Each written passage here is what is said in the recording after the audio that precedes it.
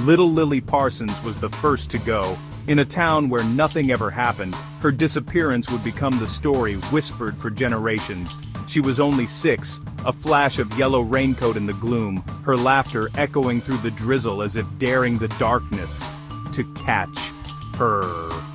On a bruised Tuesday afternoon, Lily chased a single red balloon in her front garden, its color bright against the gray sky, bobbing just out of reach. Her mother glanced away for just a moment, maybe to answer the phone, maybe to wipe a tear from her cheek, just a heartbeat of distraction. When she looked back, Lily was gone. The yard was empty, the world suddenly too quiet, as if it was holding its breath. No raincoat, no pigtails, just the rain and the balloon, hovering, then drifting away, as if it too was searching for her. The silence that followed was suffocating, pressing in on the house and the street, a silence that seemed to seep into every corner.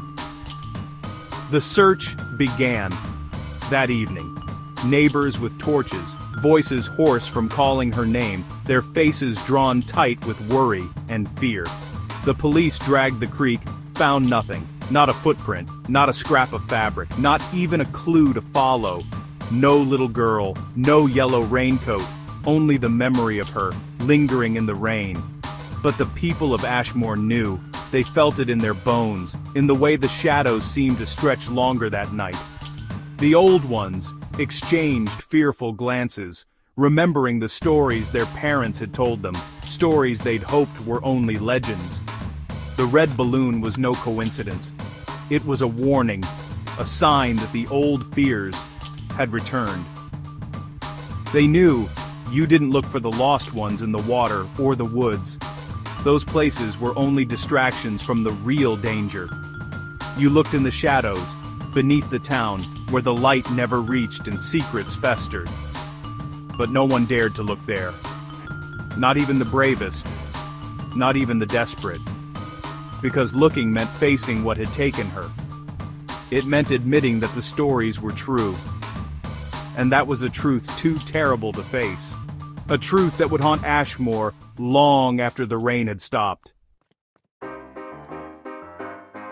In Ashmore, there were rules. You didn't play near the old quarry after dark. You stayed away from the abandoned railway tracks. But the most important rule, never go near the storm drains when it's raining. The legend was old. Something lived down there, ancient and hungry. It used lures. A shiny coin, a toy, or most famously, a single red balloon. Parents called their children inside at the first drop of rain. The sound of water rushing into the grates was a constant, unsettling reminder. For Ashmore's children, the drains were monstrous maws. They hurried past, hearts pounding, eyes fixed ahead. The rules weren't just rules, they were survival. The abyss beneath the town was real, even if no one dared name it. And everyone knew it. Leo Finch was 12, and he didn't believe in fairy tales. He mocked the rules, kicked stones at the storm grates, and rolled his eyes at his mother's warnings. The disappearance of Lily Parsons, tragic, but not supernatural. The red balloon, just a stray party favor. He lectured his friends, Sam and Chloe, about logic and reason. They believed. Everyone did, except Leo. His disbelief made him an outsider. He saw the town's fear as weakness, a virus he was immune to. He walked the wet streets alone, determined to prove there was nothing to fear. But the distance between him and his friends grew. Their game stopped when he approached. He was on a one-boy mission to debunk Ashmore's nightmares. He was wrong. The town's fear wasn't weakness, it was a warning, and Leo was about to learn why. Sometimes the stories are true, and sometimes they're hungry. A week after Lily disappeared, another child was gone. Thomas, last seen chasing a red balloon near the old canal playground. The town's sense of safety shattered, replaced by a chilling uncertainty that crept into every home. The swing swayed in the relentless rain, creaking in the wind, but the playground was deserted. Now, fear gripped everyone, settling over the town like a heavy wet blanket. Parents clung to their children, holding them tighter than ever. Streets emptied at dusk, Doors locked early, and windows were watched with anxious eyes. People whispered about flashes of red in shadowy alleyways, balloons tied to lampposts, and strange, distant laughter that seemed to ride the wind on stormy nights. Leo clung to logic, insisting it was a kidnapper using the old legend as cover.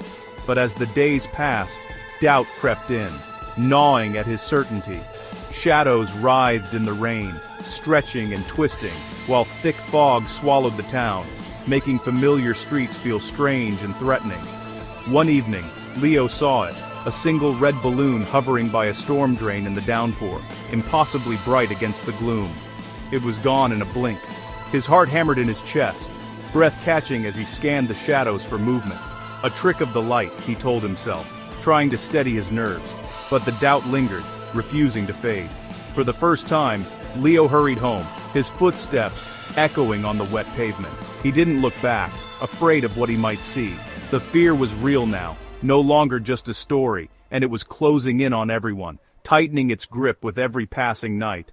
The town's whispers became a roar, rumors swirling like the storm, and Leo was listening, unable to ignore the growing dread.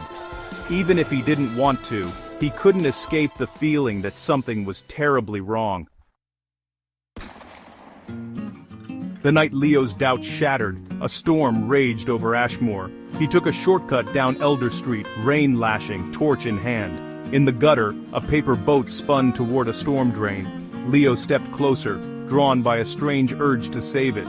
Then he saw them, two yellow eyes, intelligent and ancient, staring from the darkness beneath the grate.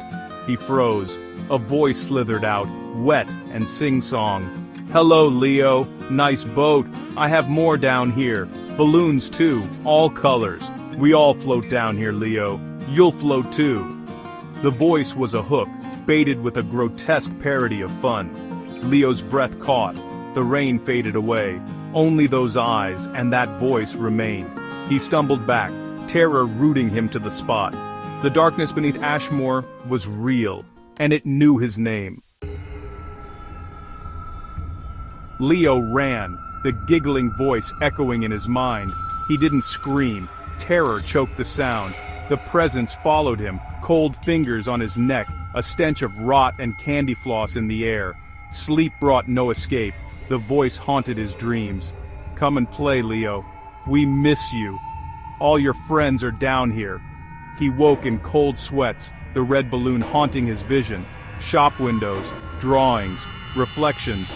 The entity toyed with him, a predator savoring the hunt. In the library, a clown's face flashed at the window. White paint, red grin, yellow eyes. Then gone, leaving only a greasy handprint. The torment was relentless. The voice whispered from the plug hole, flickered on the TV. Leo's logic crumbled, fear flooded in. He tried to tell his parents, but they didn't believe. He was alone with his terror. The nightmare was real, and it was closing in. Leo was unraveling. The clown was winning. Ashmore was under siege. More children vanished. Twins, a teenage girl. The red balloon became the town's symbol of dread. The entity grew bolder, its presence everywhere. Streets emptied, playgrounds chained, fear thick as fog. The town's infrastructure faltered. Lights flickered, water ran brown, phones played circus music. Adults were as scared as children. Leo saw the haunted faces, the glances at the sky, the fear of anything red. He knew he had to act. He couldn't wait for the clown to come for him. He was the one it wanted. And maybe, just maybe, he could fight back. Leo knew exactly where to go, the deserted playground by the canal, a place that had always felt haunted, even in daylight. Tonight, it was more than just empty, it was waiting for him. He waited for the sky to bruise, for rain to fall, watching as the clouds thickened and the world grew darker, the air heavy with anticipation. He left a note for his parents, words shaky but determined, then took a torch and a hand axe, his only protection against what waited in the shadows. The playground was desolate, metal weeping rust, the swings creaking softly in the wind as if remembering laughter long gone. A single red balloon waited, tied to the climbing frame, its color vivid and unnatural against the gray world, bobbing gently, as if beckoning him closer. It floated toward the largest storm drain, an invitation that felt both innocent and deeply sinister, as if daring him to follow. The voice came, a chorus of whispers that seemed to echo from every shadow. "Come and play, Leo. We're all waiting. You'll float, too." The words chilled him to the bone. He stood before the drain, torch cutting into blackness. The stench of decay and candy floss thick in the air, making his stomach twist with fear and revulsion. Then it emerged, a white-gloved hand, then another, followed by the painted face, blood-red smile, and burning yellow eyes that seemed to pierce the night. "Peekaboo," it giggled, voice like broken glass scraping against his nerves, the sound echoing in the rain. The clown pulled itself from the drain, movements jerky and unnatural, limbs bending at impossible angles as it crawled into the open. Leo gripped the axe, heart pounding so loudly he wondered if the creature could hear it, his breath coming in sharp, shallow bursts. This was the final game. He would not run.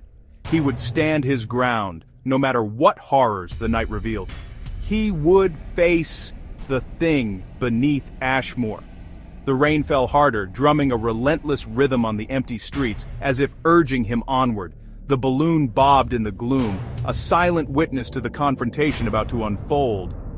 And the nightmare reached out for him, its shadow stretching long and hungry, as Leo took a trembling step forward, refusing to look away.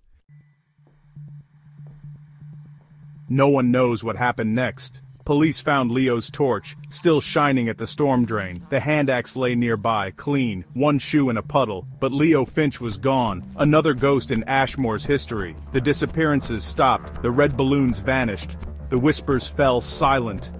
Peace returned, but the fear lingered. The rules of Ashmore were now law. Years passed, the story became legend. But on stormy nights, some still glimpsed a flash of red in the rain. The thing beneath the town was quiet, but was it gone, or just dreaming, waiting to play again?